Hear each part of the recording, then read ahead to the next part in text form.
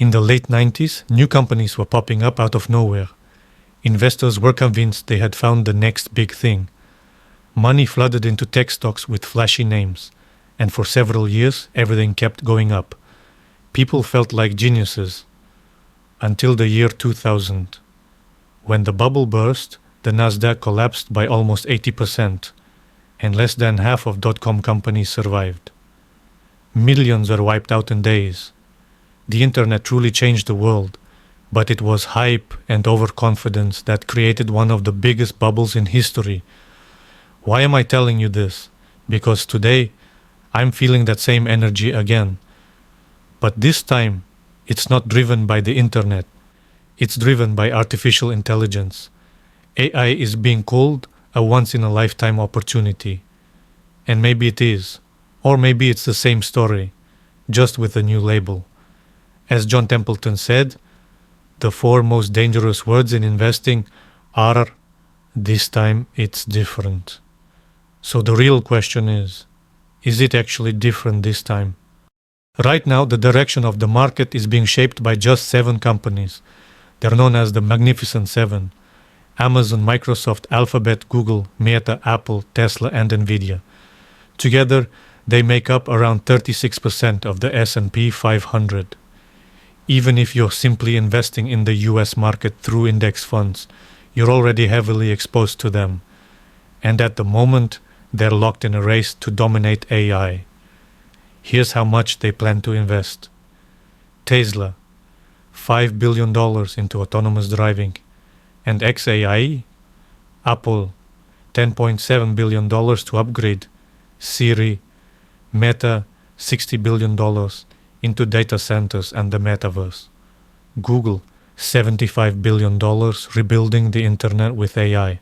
Microsoft, $80 billion funding OpenAI and supercomputers.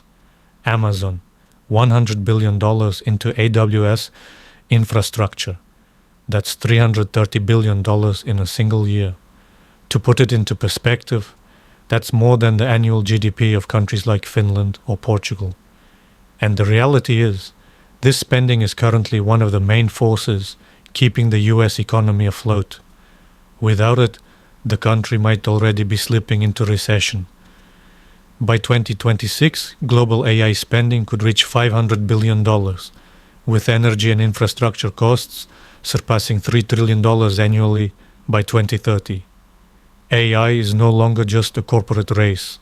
It's a geopolitical battle for influence and dominance. This is where things start looking fragile.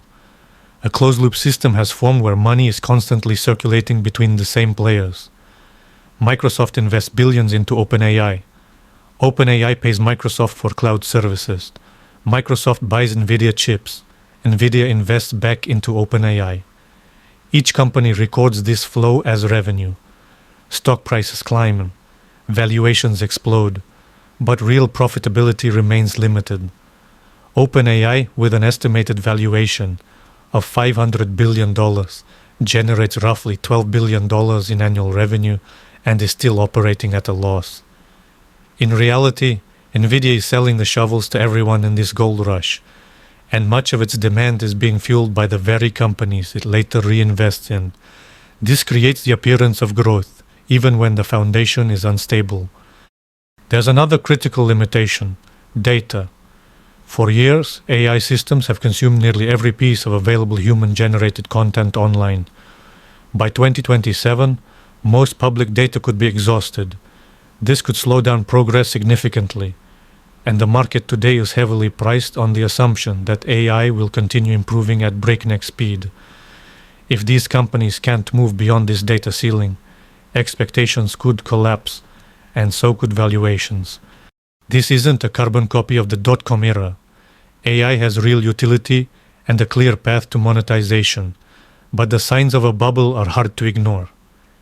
Extreme valuations, artificial revenue cycles, geopolitical frenzy, uncertain profitability, scaling limitations. So the strategy here isn't panic, it's discipline. Here's what I believe makes sense. Keep investing consistently. Timing the market is less important than staying in it. Avoid excessive debt. Those who survive crashes are not the boldest, but the most stable. Focus on increasing your income. The stronger your cash flow, the more powerful your long-term growth. Diversify stocks, funds, real estate, metals. Spreading risk is survival. Bubbles don't end the world. They simply separate emotional investors from strategic ones. Don't forget to subscribe and hit like. And turn on the notification bell so you don't miss future breakdowns.